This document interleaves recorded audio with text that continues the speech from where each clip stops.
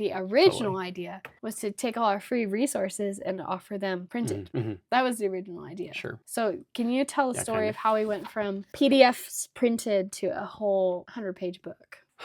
Yeah. Hello, I'm Cassidy, and this is Taylor, and we are back for another episode of the Griffin Family Farmcast.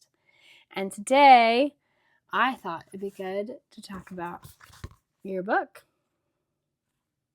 So that's what we're going to talk about today on this episode is this book that Taylor wrote, and also just chat about the garden, what we're doing in the garden right now, give a little update. But just as a reminder, on this show, we talk about natural farming, gardening, and life on our little micro farm, hopefully a little micro farm. So that's what we talk about on this show. But today we're talking about Taylor's book primarily, so we're going to dive right in. But before we dive into the show, I wanted to also do the sponsor for today's show, which actually is also your book. Let's go. Your book is a sponsor. So if you are interested in Korean natural farming, there are very few resources out there in print form. And so this is now available on Amazon. It's self-published, so it's print on demand. So, it takes a couple days to get it. But you can also get a Kindle Direct version, or you can get There's no Kindle version. No Kindle version. But you can get the ebook. You can get the ebook on Etsy. Or just directly from our website. You can go directly to our website. What? We do have it on Etsy. We do. We totally do. We have it on Etsy, and we have it directly on our website. You can get it there. Yeah. So, yeah. This is a great resource. All things Korean natural farming. Walks you through all the recipes. Has tons of pictures and illustrations. And, yeah. I think you did an amazing job. Thanks. So, you should go get one. Anyway, that's our sponsor. I have a cold, so bear with me. My voice is very odd, but I sound like a man. Not really, but in my head I sound like a man. Okay, what's happening in the garden this week? Well, I'm making compost. Yeah. And some shelf-stable Jadon microbial solution for this garden. Microbial. For your parents' garden. Yeah. And that'll really bless their soil. Mm-hmm. And other than that, we're just still in the beautiful waiting game. Yeah. And by beautiful, I mean painful. So hopefully, I think that the next time we record this, we will be in the process of reclaiming our house. I keep thinking that, and it keeps getting pushed back. So it's true. It's just 1 week at a time, and we're doing everything we can to make the process go quickly, which is very little as it turns out. There's not much that we can do. Yeah. Appreciate all the sympathy that you guys are given. Our listeners, our viewers. It's officially been passed off into other people's hands, and it will happen. We're just waiting for those people to do their job. And so you can't really rush that. Yeah. Because we're just on their to-do list, basically. Yeah. So. Yeah. Yeah. So it's going to happen. It will happen no matter what. It's just a matter of we don't know the date yet, and we don't know the time.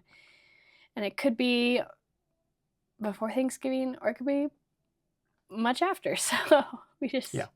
And this podcast will go out after Thanksgiving. No, it'll go up before.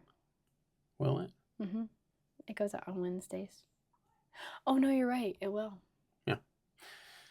So by the time people are listening, we could be in our house. Mm-hmm. That would be wild. Yeah. It's kind of getting to a point where I'm like, I don't believe it's ever going to happen. Like, it feels like it's a dream. Yeah. This random dream I have sometimes where I'm like, we own a house. Oh. I know it's real. It will happen. But anyway, that's what we're doing in the garden, which honestly, I don't know if we'd be doing much more right now in November. I mean, I know you have some big plans. So much so much stuff that we could be doing. I know. And mostly soil building, which is what most of what we do anyway for gardening in the off season, especially. But yeah. Mm-hmm. Got some kids singing in their bedroom, not going to sleep. So see how this goes. All right. Well, I thought we could talk about your book today. And so Taylor wrote a book, and I just wanted to say for the record that I am incredibly proud of you, and I think that this is awesome. And I just think it's incredible that you wrote it, but then you also waded through the administrative challenges of self-publishing, which were way more massive than we realized ahead of time. You got feedback from people. You took their feedback. You took so many pictures, which you did not enjoy. That was not fun for you, but you did it anyway. Don't like doing that. For the sake of the book and the feedback you got. You even made illustrations. You drew things. You don't draw. I'm not saying that you wouldn't ever want to draw, but you don't draw. And you drew something for this book. I think the illustrations is a little bit of a stretch. I know, you drew little. Anyway. It's a little, let me. Well, we're going to get there. We're going to talk about it. It's not that impressive. It's merely a visual aid. And I just copied a lot of images. I drew things once and then just copied it electronically on my iPad. And I think that counts. Well, yeah. Anyway, so it's just very impressive. I think a lot of people dream about writing a book their whole lives, and then you just you just did it, which is so even just writing something and having it and being I self-published. Mm-hmm. That's such a huge accomplishment. It's very impressive. And I think that it's interesting because I think the energy of KNF and Janam is very much a pioneering energy of no one's telling you, no one's giving you permission to do something, and no one gave you permission to write this book. No publisher, no editor, nobody. True. You just went and you did it, and it's in the world now, and I don't know. I just think that's really cool. Yeah, thanks. It's exciting. But I will say this was a surprise to me. This was not the plan. Originally, the plan, from what I can remember, is we're going to take all of our free resources that we had and we're going to put them together in a bundle so that people could buy them in a printed form. Because we don't own a printer, so I'm maybe lots of people don't own printers, and so it's nice to have the physical copy. So the original idea was to take all our free resources and offer them for maybe $10 printed. Mm-hmm. That was the original idea. Sure. So can you tell the story of how we went from PDFs printed to a whole 100-page book? Yeah. If you can remember. Yeah. I think it just has to do with my personality. It's hard for me to half-ass anything. And even as I have looked through the book, now that it's finished, I just want to continue to work on it and edit it and add. So, to every single page. And so it's it's hard to be content with it. And I'm trying to remind myself of what you said, that it's I think honestly, here's what I'll say. What I'm most proud about for the book is just hitting submit in every way that means. Hitting submit to get it, just put it on Amazon through their direct publishing program, to hit submit to the copyright agency, to the, the formal getting it copyrighted, and to kind of end the process and say, I'm just not going to touch this for a good long while, until a second edition. That's probably what I'm most proud of with this. And sure, it's I think it is a genuine need to have some physical, written form information, something that you can buy, like a book that you could actually buy and look at on paper and read these recipes and do the stuff. Yeah. Because there's so little of it out there. Yeah. But also at the same time, it's not, and I was thinking about this. I'll talk about the book in the live stream tomorrow that will have already aired by the time this podcast goes out. But there's nothing that I'm like holding back in any of our content or any of our free resources that is now being revealed in the book. Yeah. That's like the secret. Yeah. The secret that I'm withholding. You just have to buy the book. You just watch our videos. You should watch every video that we've made and download all of our free resources. We've got on our website, we've got the resource vault or the resource library. And you can find versions of those and that'll get you there. Yeah. And the book, the way that it's written and laid out, it's very precise and hopefully, helps you get there a bit more if you didn't have any visual aid from a video.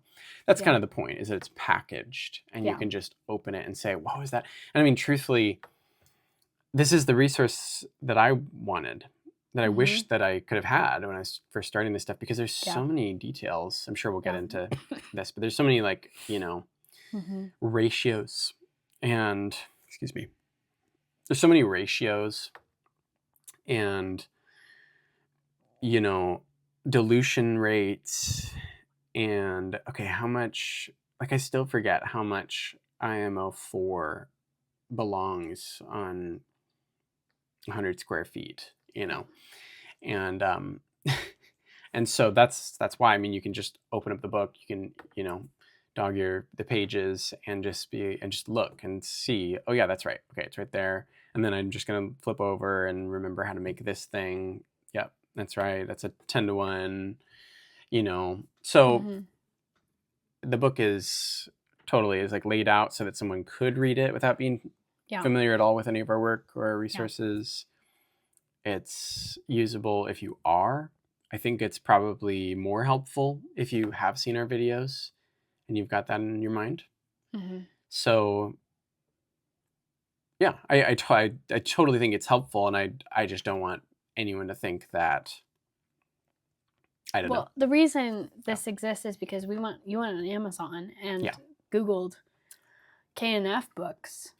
Right. Or, searched on Amazon KNF books. And there's one book by someone named Isabel. Just a first name. Oh, yeah. They don't even have a last name. Oh, they don't? No. Interesting. I think their name is just Isabel. Or Isabella or something. And there's a couple other ones here and there. Yeah. But there's really not. Yeah. There's not too much. Whereas I feel like Jadam has a lot to offer as far as Young Sung Cho has multiple books. Yeah. Yeah. But even those are I'm sure translated there's into English. In Korean. I'm sure there's books about KNF in Korean. Yeah. Oh, they're totally are. Yeah. And they're translated to English. Yeah. It's just, and I've read through some of them, and they're just hard to decipher at a certain level. They're kind of esoteric and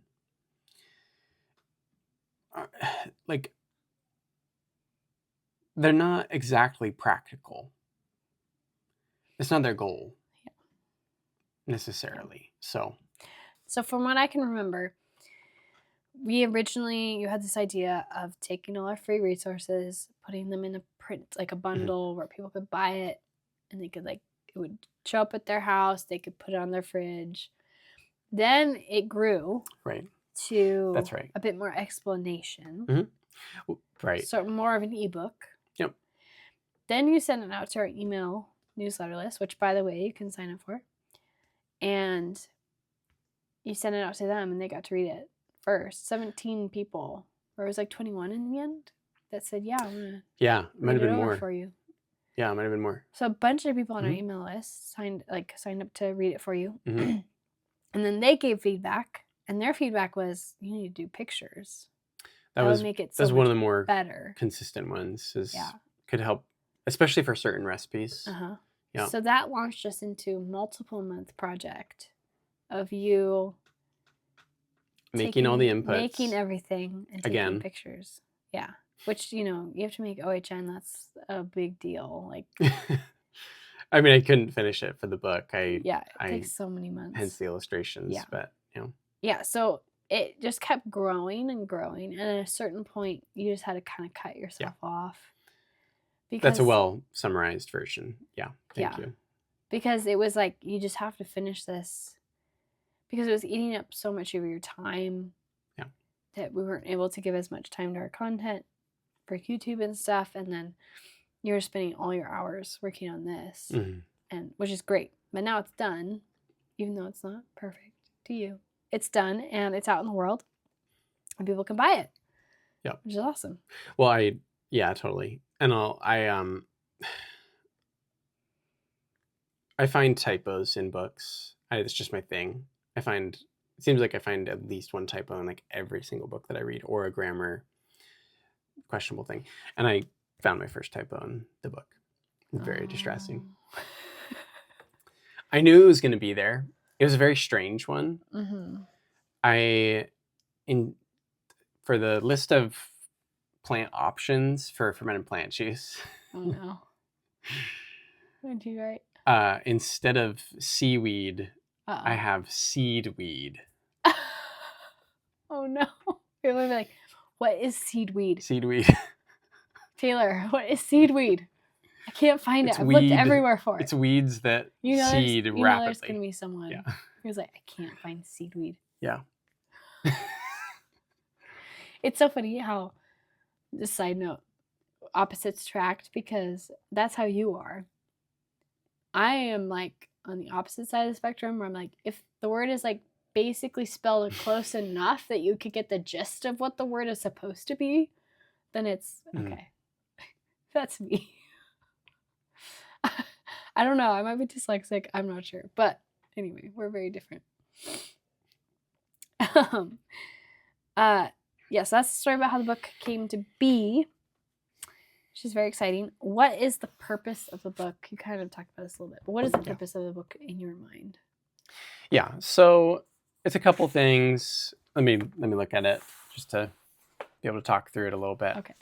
So the main purpose is just to put all of the 9 core inputs on paper in one place, or in digital paper, digital ink, and just have something that people can open up to and say, okay, that's right. These are the steps that I take.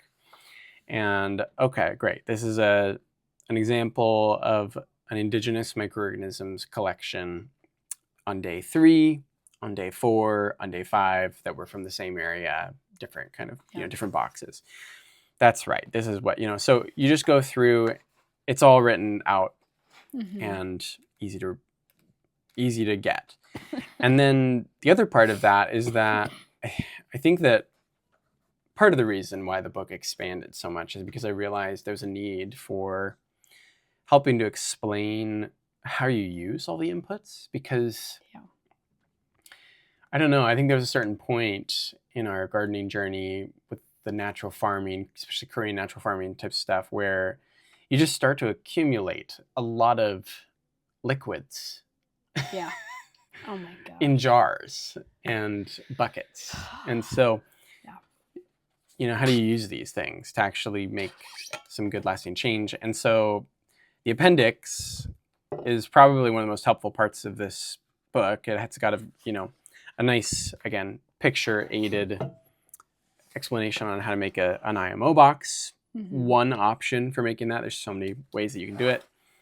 But then there's the recipes, and so like here we've got a dilution rate chart for the inputs, and then I've got some charts that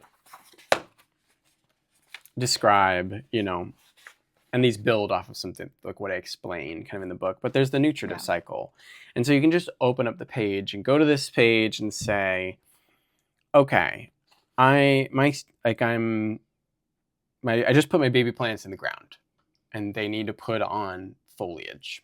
Yeah. And so which of the inputs am I going to apply? Like, I've got all these inputs. I've got my FPJ and my fermented fish amino acids and OHN and vinegar and LAB. Those are the ones that I apply right now. I'm not using my WCA, WCP, or fermented fruit juice. And so, now I go over to this page, and this looks scary, but it's actually just very simple, because you really just pick one of these. Yeah. Am I growing on 1,000 square feet? Then I would use, then here's the maintenance spray that I make for the week. I just mix a half gallon of water, a teaspoon of these inputs that I already decided I need. The OHN is a little bit unique. I mean, it's a different dilution rate, and then it increases in potency as it ages. And then I've got 2 ounces of seawater. And so I just mix those up, and I put them in my sprayer, if it's a half gallon little hand pump, probably. And that's what I use. And I know that I can just mix my ingredients and apply them once a week, and then see the effects. Yeah. And so, and then there's kind of there's just a lot of practical things that there's more to it than just that. But there's just the practical how-tos all in one place. I think people can, again, and by people I mean me, I will certainly be returning to this to even just remind myself, what is that? Like, what does that ratio mean? Yeah. Or, gosh, for water-soluble calcium acetate, is that, I think it was 1 to 10 in vinegar for the shells to vinegar, sort of thing. But then I could just, again, you just flip it right open, and there you go. Yeah, and I think like for example, for us, I've been very dependent on you to know how to do all this stuff, because you have it in your head, and I'm like, right, can you help me? And if you're gone, and then I'm like, I need this right now. Because you're doing this stuff just as much as me. Yeah, I'm doing it, but I don't necessarily have the information in my head like you do. And so, especially with launching the farm, there's going to be so much work that I just don't have time to stop and ask you about. Or we're just busy, and I just need to make it fast. And so it'll be really nice to have this and just be I can figure it out on my own, which will be very helpful. Yeah. Did the book turn out as you hoped it would? Yes and no. I kind of already alluded to this. I think it looks great. I'm pleased with the way that it was printed. Yeah. And I mean, Amazon doesn't really give you that many options. No. So for this to be a self-published book on Amazon, it's great. Yeah. Yep. So, which is kind of nice to not have options sometimes, and just totally. That's what it's going to look like. Great. Yeah. I'm mostly pleased that it is just out there. Yeah. And I get to share, a bit of my heart and some, tiny, a little bit of my story in the book. And I think that I'm happy with it as far as, I think that as I've said before already, I think that if someone was to just pick up this book, or maybe they hear about Korean natural farming and they were just to type into Amazon and find it, or maybe they're connected with us, or they go visit our website and see. Yeah. I think that they could just legitimately use this and get started very easily, as easily as you can get started with Korean natural farming. It's hard. Yeah. But if you're already looking for it. If you're already looking for it and it's sort of your thing, and you're okay with it taking a little bit to figure it out, this is going to get you there. Yeah.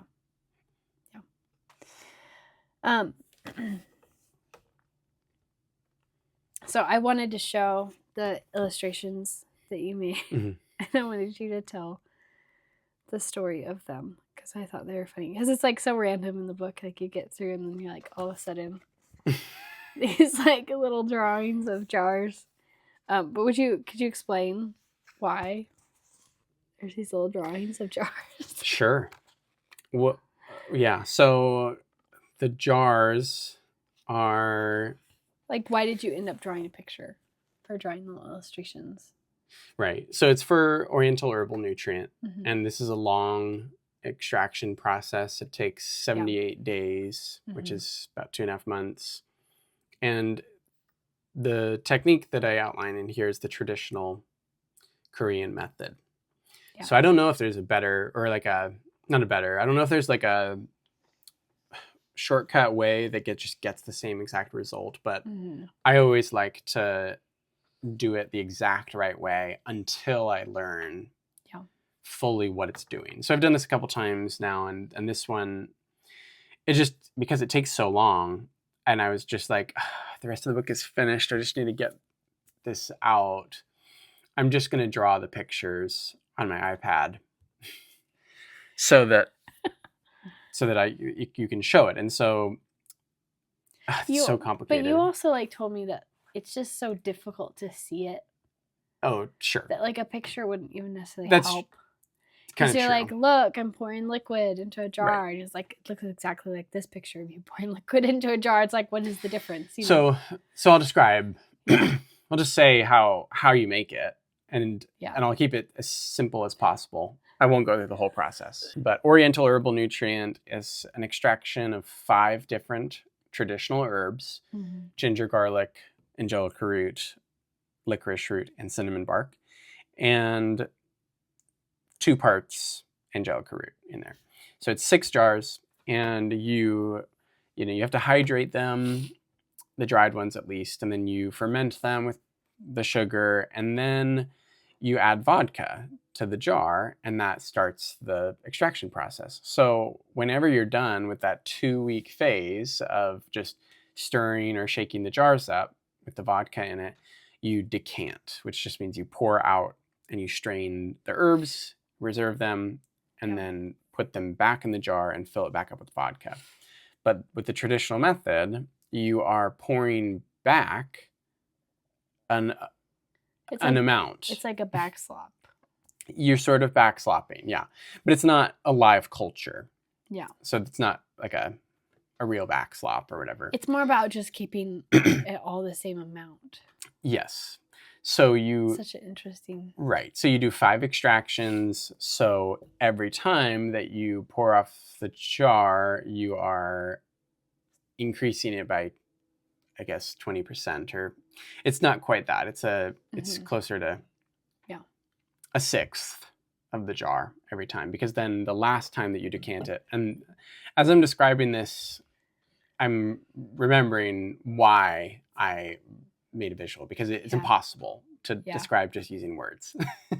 But you're just like, you're decanting, you're pouring a little bit back, you're filling this up with water, you're making sure that all of your or with vodka, you're making sure all of your other jars are even, and then you begin the extraction process again, and then you do the same thing, you decant and you pour it back, and then 78 days later, you've got your 6 jars of 5 herbal extracts, and you combine those all 1 to 1 to 1 to 1 to 1 to 1, and then you get OHN from that.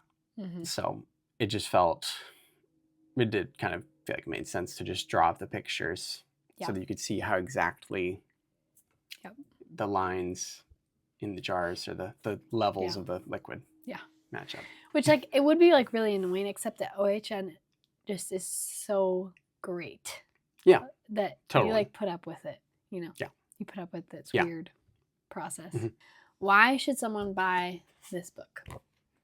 Well, I'd say that if you, first of all, and this is probably the main reason, I'm not going to be a salesman here. If you appreciate the work that we're doing, this is a great way to support our work, because you're getting something out of it. Yeah. It's not like you're just donating. It's like when on YouTube, and like, buy me a coffee, and I'm like, sure. I mean, you could do that too. Coffee. You could. I mean, you could. Someone. But I'll buy a book. Yeah. Someone donated on the live stream the other week, which was really sweet. But if you want to support our channel, you know that you can find all the information that you need on the channel. We're not withholding anything, but this is a way to support the work we're doing. And there's more work to be done in this space. There's more ways to bring context to Korean natural farming, and a lot of the work that I think we see ourselves doing is research for the sake of the Korean natural farming community and just the natural growing community. And so we are trying to make this our livelihood. This is one way that you can support the channel. Mm-hmm. I'd say also you should buy the book if you feel like you're actually going to do this sort of stuff and you want to have just like a nice and easy reference point. Mm-hmm. Whether you buy it in digital form and you've got it on your phone or on your computer and you're just mixing up stuff in your kitchen, that's great. I mean, it's a home gardener's guide to Korean natural farming. Yeah. So you're just, it's small scale stuff. You can just pull up your laptop and go to the page, or you can, if you buy the physical book, or you can print it out if you buy it. If you want it bound, sort of paperback bound, and in color from Amazon, then you buy it there. And yeah. And I think too, like I found for myself, I'll listen to a podcast and my head is like buzzing, and then I'll read a book and my head's very clear. Yeah, totally. And I think it's the speed, like being able to read. I think you read slower than you can hear someone talk. I don't know if that's true, but it feels like that. Yeah. And it feels like you can absorb what you're reading. Like it's way easier for me to absorb reading than it is for me to absorb listening. And everyone's different. Right. It's also more work to read. Yeah. So I think it's more work. So you're spending more time with it for sure. And you're having to chew over the words and stuff. I totally feel that. It's a much more peaceful experience of learning. And so I just think reading it's never going to go out of style. I know everyone's trying to make it go out of style, but it never will. I love to read. People are still publishing books every single day. Yeah. All right. Well, that was the book. Is there anything else you wanted to share? I don't think so. I mean, I'm going to pull the classic. I don't think so, but then there totally is something that comes to mind as I say that. Oh, there is. Okay. Yeah. So I think let me see how I want to phrase it.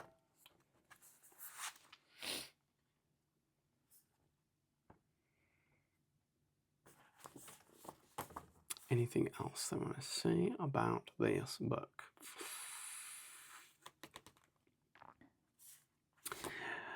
I think that this is hopefully the first of multiple editions of this book. And I think one of the ways that we get to edition 2, 3, and 4 is by just people buying it, and then not just buying it, but applying it. As obvious as that sounds, it really, I mean, the amount of books that I've read and done nothing about, unfortunately, surpass the books that I've read and done and changed my life. And there are plenty of books that I've read that have genuinely changed my life. And I hope that this, not that I think that I'm a super profound writer and I'm going to change the world with anything in this book at all. And I didn't invent any of these techniques. I'm really just a compiler and a kind of organizer. And there's maybe like a little bit that I put in there that I haven't really seen anyone else do, that I've just figured out works really well for us. Yeah. In our climate, which is kind of the point of Korean natural farming. But I think that I really want people to be exploring this and taking action and taking back their ownership over their own input creation, their soil restoration. I think that this is an incredible path to, as humongous as this claim sounds, to restoring the planet. There's work that needs to be done to just getting our soil resaturated with microbes and to growing plants in a way that is more harmonious with nature. And something that's so cool, I mean, something about Korean natural farming is that, and Jadam, is that so much of this is intended to slot in their liquid inputs, so many of them. So they're intended to slot in to the place of synthetic fertilizers and pesticides that are sprayed on an industrial level. And home gardening models a lot of agriculture. I mean, a lot of its practices off of big agriculture, conventional agriculture. And so I think that similarly, if we could, I think we are trending as a society, at least in this country, I hope, toward sustainability and regenerative growing techniques. Yeah. And this is an incredible path toward that. Not my path, not my invention. It's I just really see our work as helping to move it along and push it into the hands of more people. Mm-hmm. So I guess maybe that's another big reason that I'm proud of this book, is just that I feel like we're doing that at some small way. Yeah. Pick up your copy at Amazon, or get the digital copy from Etsy, or just from our website, thegriffinfamilyfarm.com. And if you do buy on Amazon, please leave us a review. 5 stars only. Yeah. If you have a 4-star review, don't leave it. Yeah. 5-star review would be great. Thanks. Don't lie. Yeah. But just, if you hate it, don't say anything. And if you buy the digital copy, please send me an email saying exactly what you liked about it. Leave a review to me, because we'll publish those on our website. Yeah. But you can also leave a review on Etsy. You can leave a review on Etsy. If you buy it through the website link, you can send a review to Taylor. Then send me a review, please. Yeah. Cool. Yeah. Well, that concludes our time with the book. So now it moves us into some Q&A from different videos. So this first question was from the easiest way to collect IMO video. So we should address the question about brown rice versus oats versus pearl barley question for IMO collection. That was my text to you, not their question. Okay. The question was... I found the question. The original question was... I thought your other video said brown rice. I just bought 20 pounds of brown rice, and now I'm supposed to use oats? So this is from the easiest way to collect IMO. Right. IMO 1, you put a box of traditionally cooked white rice in the forest. Yeah. You let it culture with the indigenous microorganisms, take it home, preserve it. So this person, and I'm blanking, it's Jonathan something. What's the... I don't have it. You didn't send it. Sorry about that. I think it's Jonathan. First of all, sorry for the confusion. If you're listening to this, sorry for the confusion there. And you can eat your rice too. Yeah, you could totally eat brown rice. It's not bad. But also you can totally use brown rice to collect IMO 1. You can also use... You've gotten some good collections. I have, with brown rice. I totally have. The point that I want to that I'm pushing, and I think maybe one of the unique, what would I call it? Contributions to Korean natural farming. And it's probably not unique, but at least on YouTube, or from what I've seen, that we're showing is this encouragement to try different media, which just means white rice is the gold standard for all the tutorials, and everyone says just use white rice. It collects the best.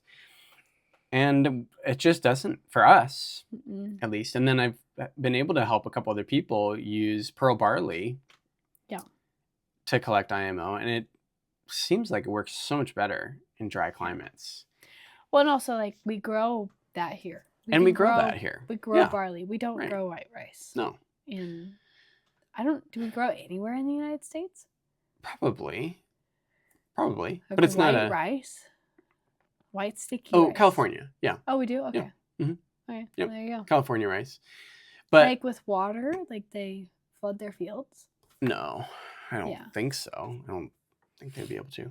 But I should say too, I got the idea from the NOMA Guide to Fermentation by Renee Redzepi and I'm blanking on the co-author's name. But they are all about using locally sourced foods for their restaurant, the NOMA restaurant, which is closed, I think, now. But their fermentation lab, same sort of thing.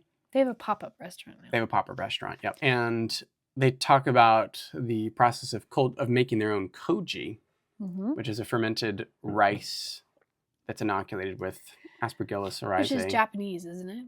It's Japanese ferment that's used to culture various things like their soy sauce and garums and all that. And which Korean natural farming pulls a lot from Japanese traditional farming, which is like, well, I don't remember his name, the one straw revolution. Masanobu Fukuoka. Yeah. So, okay, bring it back. So the Noma Guide to Fermentation, they talk about how they observed these traditional techniques of culturing koji on white rice in these cedar boxes.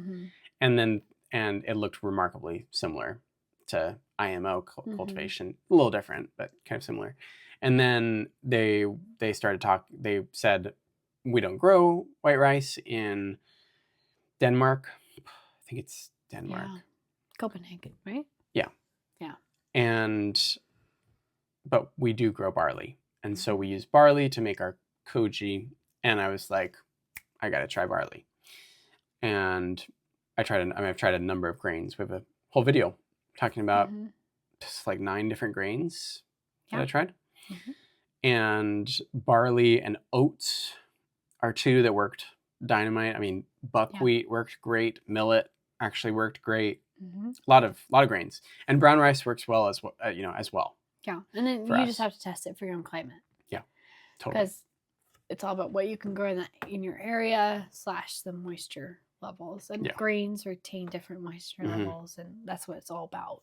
Right. So in Hawaii, where a lot of the Korean natural farming has been brought, at least to the west, it's a similar climate in some ways to Korea. It's very damp and humid, and so white rice seems to work really well there as well. Rains a lot. Yeah. So. Yeah. It doesn't rain here. Yeah. So and again, I'm so sorry if this is wrong. I believe your name is Jonathan something. Don't throw away that brown rice. At the very least, eat it. Yeah. Or feed it to your chickens. But you can totally use it for IMO 1. Absolutely. Yeah. Great. If I don't have OHN, can I add LAB? This is from boost germination with this easy KNF seed treatment solution. Right. Yes. So I'll say so there's 2 things I do when I'm seed starting. I make a seed soak solution, and then I make a KNF water combo to use to hydrate my potting mix. Because you don't start seeds in dry potting mix, you add water. Well, you can add a lot of these KNF inputs in the water that you put to hydrate your potting mix. So in the seed start solution, you don't use LAB, but in the water for the potting mix, you do. But because I'm lazy and I don't want to mix up 2 different combos, I just do everything. I do OHN, LAB, FPJ, vinegar, and and all of it. And I just do that for everything. I do that for seed soak, and I do that for the potting mix. Even though seed soak, you don't do LAB. You can. You totally can. But technically, it's just the 3. Seed soak is OHN, FPJ, and vinegar. Right. But I always had LAB because I want to use it in the potting mix too. Because you're mixing these gallons of water. You don't. Right. I don't want multiple gallons of mixed water anyway. Yeah. So I think if you don't have OHN and you just do LAB, that's great. Totally. But I wouldn't. It's not a 1-for-1 replacement. No, they're not the same thing. So LAB is like, it's kind of like the cleanser, or like it helps fight off like pathogens, or like it helps fight off the fungal, the algae. It kind of helps with like, it helps pathogens from attacking the seed right when it germinates, basically. So I like to use it because we make our own homemade like compost, and it's hot compost, but there still could be a pathogen in it. So I like to use a lot of LAB diluted, but I like to use LAB. OHN is more it's like more for the plant once it's like it's actually growing, and it just boosts that overall immunity. The immune system of the plant benefits from OHN. And I think that they just do different. Yeah. Things. They're coming at similar. They're trying to perform somewhat similar tasks. They're, related to plant health, but they're coming at it from totally different angles. And I think you could you don't have to use any of these things, but you also, the more you can use, the better. Yeah. Like the more of the different things. So I'd say use LAB in all your potting mix and seed soak, and work on getting your OHN. Yeah. Start now. Just start like gathering your materials. Like, you don't have to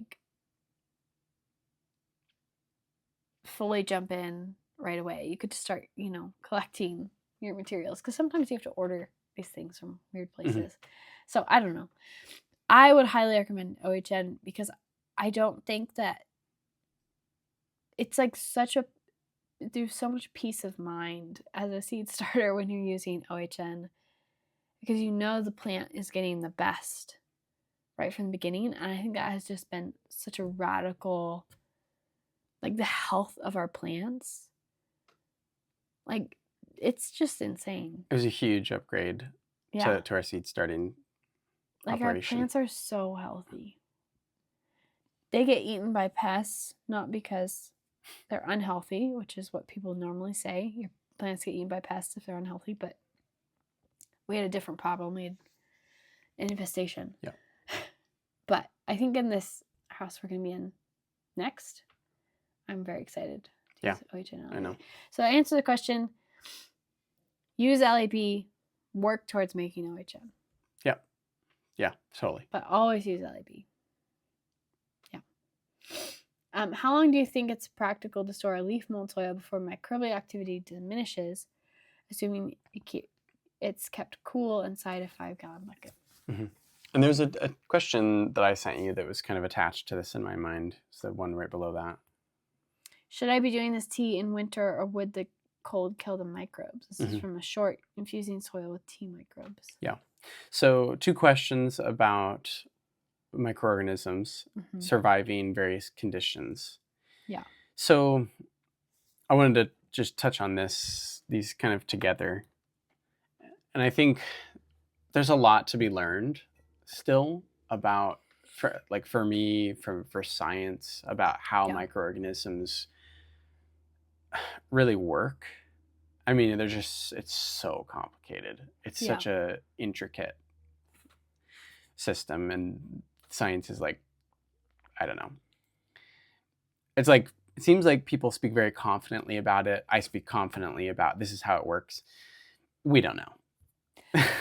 With all the discoveries that are being made, it's oh my gosh, there's microbes trying to digest basalt at the bottom of the ocean. What is going on? So, and also they adapt and change. And they adapt and change all the time, yeah. So how do you even track what they are anyway? Yeah. So for the leaf mold soil, this person was asking, if I'm storing my leaf mold soil that I collect from the forest and I'm storing it, in a cool, dark environment, how long will they last? Hypothetically, these things will last forever. Really, because if they're in a dehydrated state, that's the way microbes, at least the bacteria and fungi rock. Fungi will sporulate. Will sporulate, I think is the term, where they just become, they kind of dissolve into spores, and then they wake up when they're water activated, basically. Yep. Or they wake up in the presence of plant root exudates that are signaling, hey, we need some help. Yeah, you can't really get rid of fungi. So you can't really get rid of fungi. You can dry it, but then the second gets rehydrated or comes into contact with plant hormones, it's going to wake up. And same with, bacteria at maybe a different level, but if you, the people freeze dry or just dry probiotic cultures. Yeah. And, like the polar ice caps are melting and new microbes species are emerging, like pathogens and stuff. That's what a lot of people are freaking out about. So these things are preserved in cold weather and when they're dehydrated. They're not done away with. The way that they're done away with is when you expose, regular microorganisms, like, what we could call the mesophilic microorganisms that just exist in a more delicate kind of temperature range, and you expose those to extreme heat or direct sunlight that can bake them. Just the sun rays. Yeah. So leaf mold soil, in theory, shelf stable forever. If you are watering in microorganisms into your soil, first of all, if they freeze and then they thaw, they're going to wake back up, or they'll stay present. If they make it past the first couple inches of soil, though, and it freezes, then they're not even going to be in freezing soil. They're not even going to freeze at all. Yeah. If it permafreezes, you just have to go down a few feet, and and you want microbes deep in your soil. That's the the Jadam teaching, at least, is to water in the Jadam microbial solution as deep as you can go, because that's the more work that the microbes are doing to process in the soil down deeper, and your plant roots can go deeper. If these are microbes in the forest, they're hypothetically more attuned to the climate anyway. Yeah. So they have already been frozen. They've already been conditioned to survive all the harshest temperatures that this area can throw at them. Yeah. Yeah. Especially if you're going high up in the mountains. Yeah. Right. Yep. Okay. So the cold can't really kill the microbes, and it can last for a long, long time, as long as you don't put it in the sun. Yeah. And I mean, a great test is to just make a Jadam microbial solution. Right. And if nothing foams, then you can be like... Then it's dead. Yeah. You wasted a potato. Yeah. That's a super easy way to test. Okay. Why is it considered necessary to drain the leachate from the ferment? The process of being anaerobic, why would it hurt to have some liquid laying in the bottom? This is from the one ingredient that turns food waste into soil. Yes. So this is a Bokashi question. Deep dive. And I got this question a number of times on this video. And I've had this question before from another Bokashi video we did. Yeah. So I just wanted to address it because it's confusing. So if you've seen the Bokashi video, or if you've done Bokashi, you know that you have to compress your food scraps after culturing them with the lactic acid bacteria, or with the EM1 bran, or whatever you use. So you're compressing them in the container, and then there's a little spout, a spigot at the bottom of, if you buy a store-bought, or if you make your own, you have to drain off the leachate that drips out of the food scraps, because food scraps contain a lot of moisture. So the question is, why do we have to drain that out if it's an anaerobic fermentation? And that's a great question. And the answer is not... I'm going to give the non-technical answer, because truthfully, I don't fully understand it myself. But this is, from what I can tell, the research that I've done, this is more of a quasi-anaerobic fermentation. So anaerobic means without oxygen. And another example of an anaerobic fermentation would be something like sauerkraut, or any lacto-fermented food that you are salting and adding, a salty brine to. So the whole goal is to keep the food submerged in the salty brine, and that's an anaerobic fermentation. But I think maybe the way to think about it is, it's not necessarily moist. It's not a wet fermentation process necessarily. It's just without oxygen. Oh, yeah. And so the materials in the Bokashi bin are damp, but they're not sopping wet. And the reason that you don't want them sopping wet is because in a fermentation project like sauerkraut, you've got salt. And salt keeps pathogenic microbes from developing. Yeah. And then if you've got another anaerobic fermentation would be, I guess that just applies to all anaerobic lacto fermented foods. Yeah. But yeah, is that you're adding salt, and with bokashi you're not. You're just adding the culture. So pathogenic cultures, or cultures that would putrefy the plant material or the meat scraps and stuff will start to take over. And so you just don't want any opportunity. Yep. Right. Yeah. Yeah. Which I think is similar for vermicompost. Yeah. True. I kind of think of them very similarly. Because you... Yeah. You don't want... Sure. You feed them at a certain time, and then you drain off liquid. I don't know. It's just very similar in my mind. Yeah. Except there's no animals in bokashi. Right. Yeah. And vermicompost, it is getting compressed, if you're stacking bins or something, depending on your setup. And you want to keep the materials damp, but not sopping. Yeah. Okay. Any other reflections? Cool.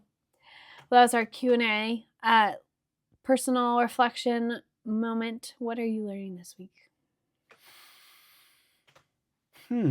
Well, I'm preparing for a video that will be released by the time this is out.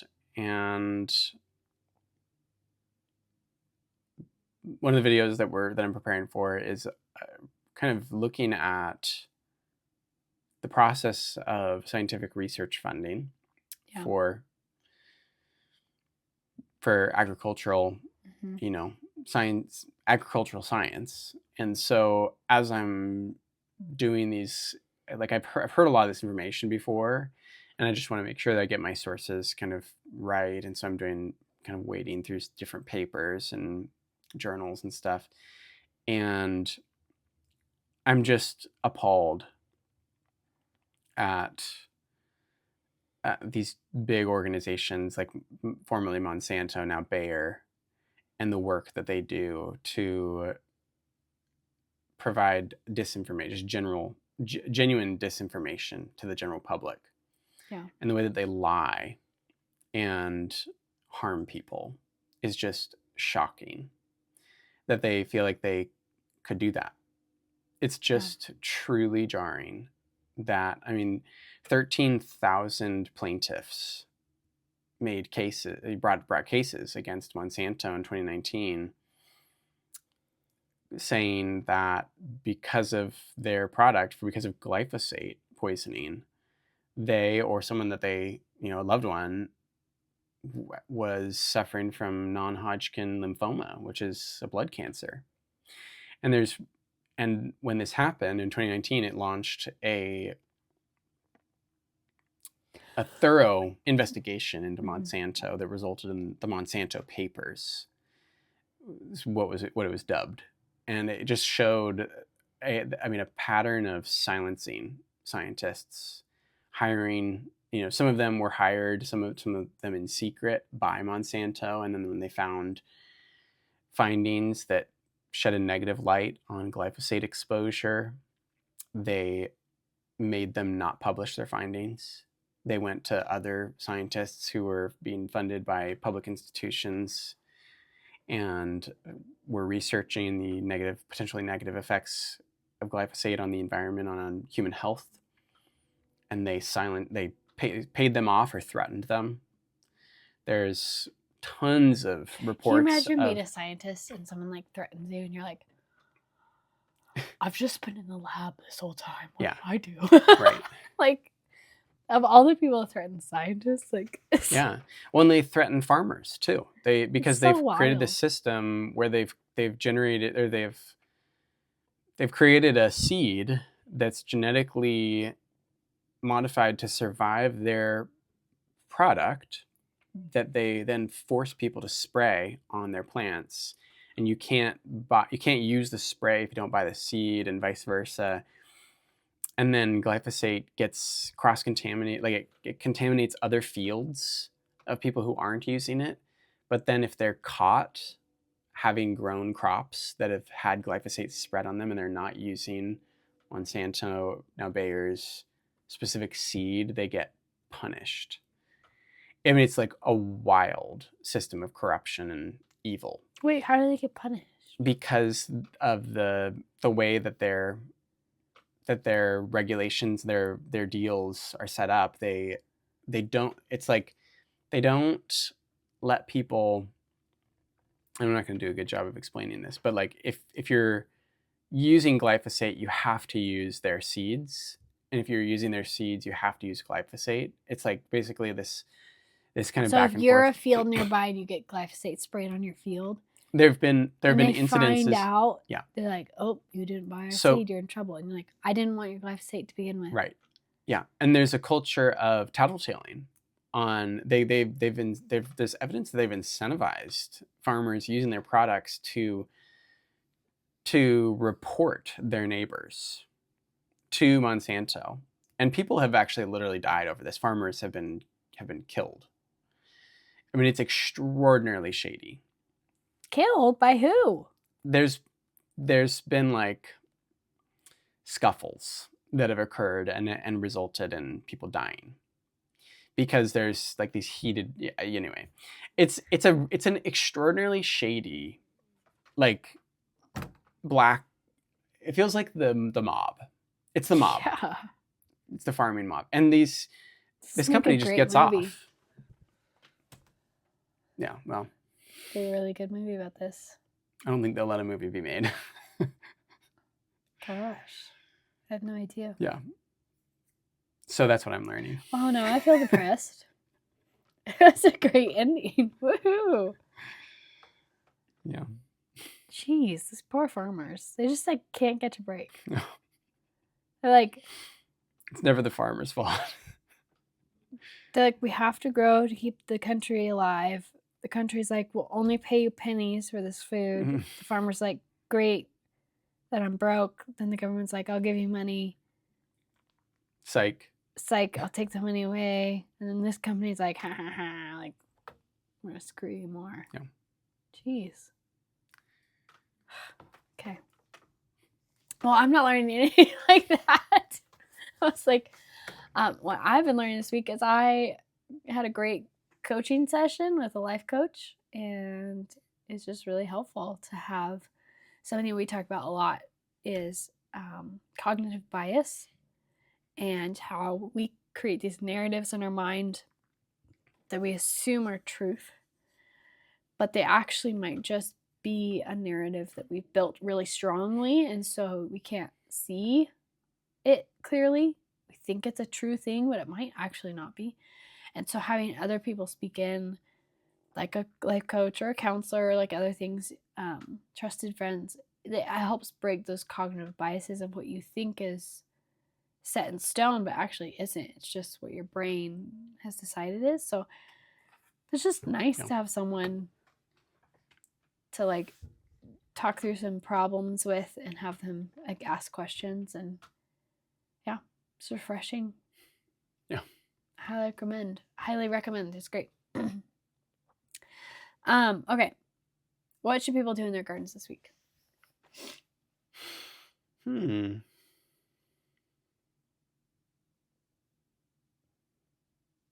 This week, well, they're going to be listening to this after Thanksgiving. I feel like December is a nice time to take a break. Oh, yeah. From being outside, especially if it's snowy and, Yeah. What are you going to do? But we talked about OHN. Yeah. It's not something that you can do in your garden, but in the long run for your garden. Mm-hmm. I'd say check out OHN, Oriental Herbal Nutrient, and think about if it's something that you want to start making. Yeah. Because, like I said, I think it's a 78-day long process to make it. And it's really nice to have it. Yeah. Once you've got it, it and lasts like once forever. you have it, you don't need to make it for a long, maybe 3 years, if you have a smaller. Depending on the size, the amount that you make and use, You might as well make a big batch. Mm-hmm. Of course, it is a little bit. Prices can add up because you're using vodka, but It doesn't have to be high quality vodka. All right, so this was a great episode talking about your book. So just a reminder, you can get it on Amazon or on Etsy. Please leave a 5-star review.